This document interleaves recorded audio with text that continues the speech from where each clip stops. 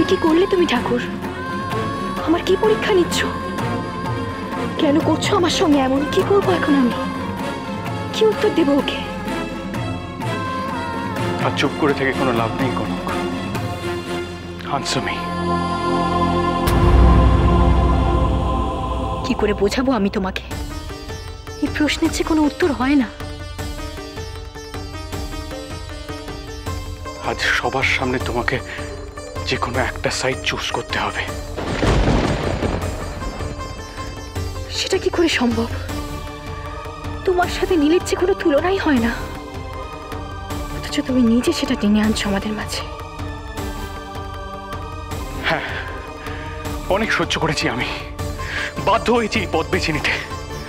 আজ তোমাকে সবার সামনে একটা ডিসিশন নিতে হবে। বলো তোমার ডিসিশন কি?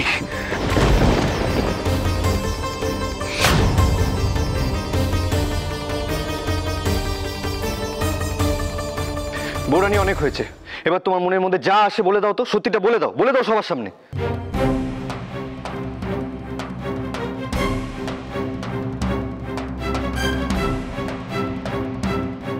কি করে বলবে ও বাবা জীবন?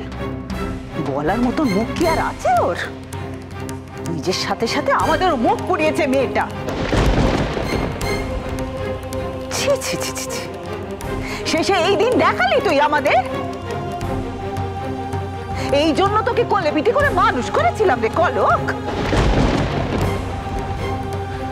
তুমি চুপ করে আছো কেন বৌরানী? এত কি ভাবছো তুমি? বলে দাও না। কেন কিছু বলছো না তুমি কনক?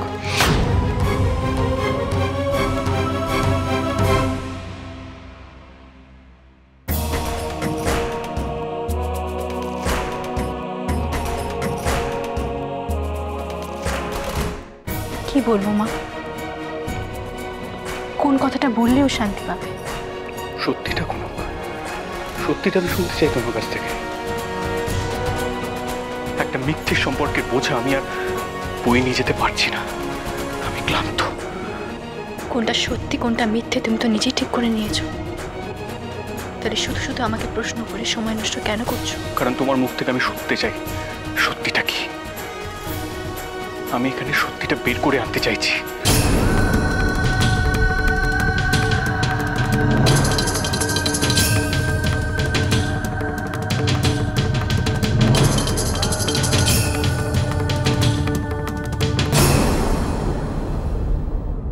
সত্যিকে ওভাবে টেনে বের করে আনার দরকার পড়ে না সাত্তকী। সে তার নিজের জোরেই সবার সামনে উঠে আসে। কনক, তুমি আর চুপ করে থেকো না তো, বলো যা মনে আছে।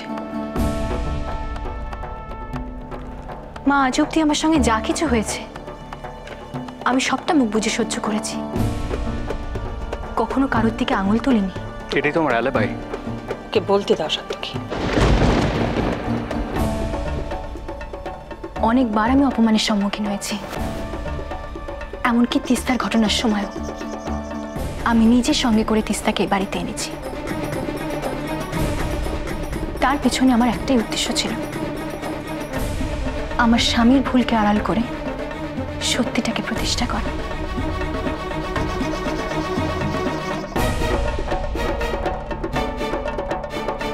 হ্যাঁ, ভুল করেছিলাম আমি, ভুল করেছিলাম আর সেটা বলেওছিলাম। কিছু লুকোয়নি তোমার কাছ থেকে। I was honest. তার জন্য আমাকে কখনো তোমার প্রশ্ন করতে হয়নি। কেন হয়নি জানো? কারণ আমি আমার স্বামীকে ভরসা করি, বিশ্বাস করি।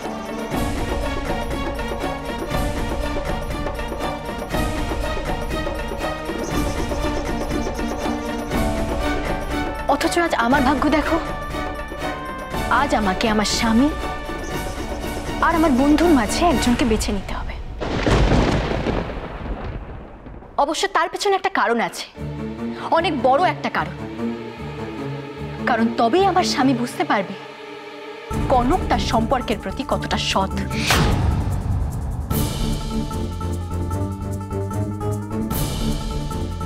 কনককে কতটা বিশ্বাস করা যায় কি যায় না, সে তার স্ত্রী ধর্ম পালন করলো কি করলো না।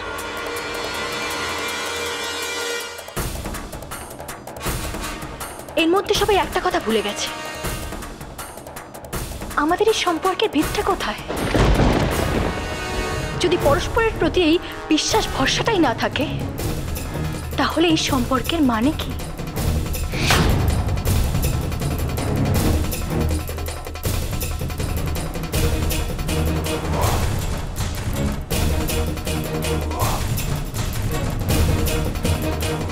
আজ আমার স্বামীর কাছে আমাদের এই সম্পর্কটা একটা বোঝা হয়ে দাঁড়িয়েছে, আর তোমরা সবাই সেটা নিয়ে বিচার করছো। কি বিচার করছো তোমরা? কি নিয়ে বিচার করছো?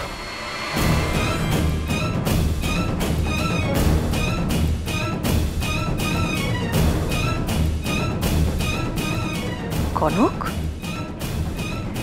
মা, তুমি বলেছিলে না আমায় ওর প্রশ্নের উত্তর দিতে, কিন্তু তুমি বলো না। আজ আমার একটা উত্তর ওর মনে আমার জন্য জায়গা করে নিতে পারবে?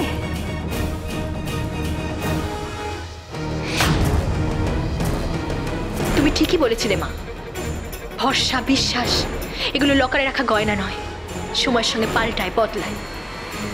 তাহলে আজ আমার কথার দাম কতটুকু? কে বলতে পারে কাল ঠিক এইভাবেই সভা করে আবার আমার থেকে আঙুল তোলা হবে না?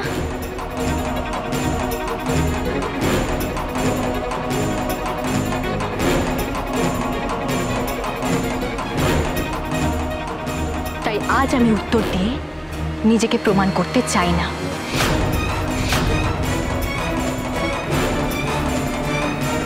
তার জন্য তোমরা আমাকে যা শাস্তি দেবে আমি মাথা পেতে নেব।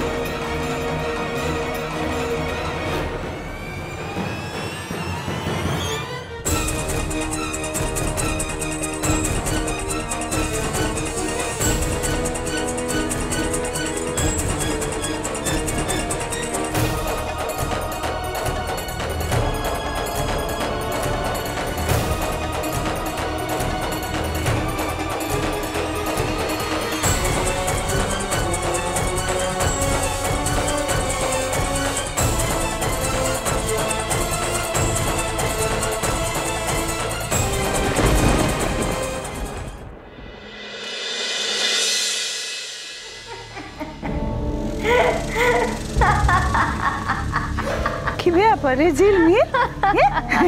হঠাৎ করে এত খুশি খুশি হয়ে গেলি যে? কি বলছো মা? এত বড় একটা ঘটনা ঘটে গেল আর আমি হাসবো না? তো সে ঘটনাটা কি আমি একটু শুনি? সে কি, তুমি তো সেই ঘটনার মধ্যমণি ছিলে। ও আচ্ছা, বুঝেছি, কিন্তু তাতে তোর লাভটা কি রে? তোমাকে দেখছি আজকাল না খুলে বললে তুমি কিছুই বুঝতে পারছো না। সাত্তকী যেভাবে কনককে চেপে ধরেছে, এত সহজে কনক রেহাই পাবে বলে আমার মনে হয় না। হ্যাঁ রে, তোর কথা ভেবে না আমি ওকে বেশ একটু চেপে ধরেছিলাম, কিন্তু কিন্তু কি মনে হচ্ছে তুমি কিছু একটা বুঝতে পেরেছো?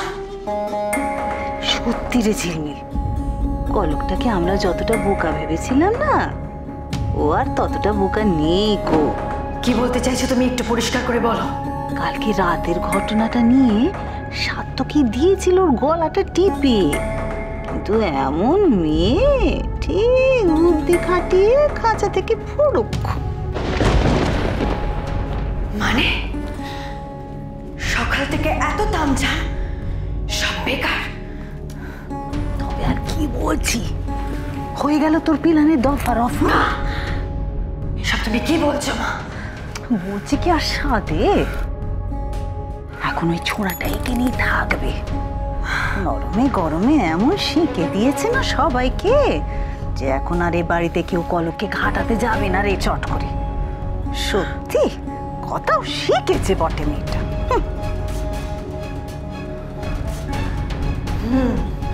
বুঝলাম, তবে যদি সোজা আঙুলে ঘি না ওঠে তাহলে তো আঙুল বেঁকাতেই হবে। তাই রে, কি করবি ভেবেছিস রে?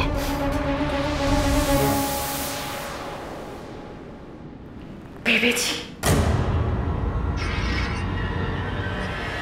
আজ রাতে কনককে ভ্যানিশ করে দেব। কি করব আমি এখন গুরুবা? আপনি বলে দিন আমায়। কেউ যে আর আমার কথা বিশ্বাস করছে না। শান্ত হও বৌরানী, এত অল্পতে ভেঙে পড়লে চলবে কি করে? এখনো যে অনেক কিছু সহ্য করতে হবে তোমাকে। কিন্তু গুরুমা, আমি যদি আমার কথা নাও ভাবি, কিন্তু আমি যে মানুষগুলোকে ভালো রাখতে চেয়েছিলাম ওরাও যে কেউ আজ ভালো নেই গুরুমা। আমি এটা কি করে মেনে নেব? ভুলে যেও না বৌরানী, চিকিৎসা করতে গিয়ে ডাক্তারকেও কড়া ওষুধ দিতে হয়, কিন্তু সেটা রোগ নিরাময়ের জন্য।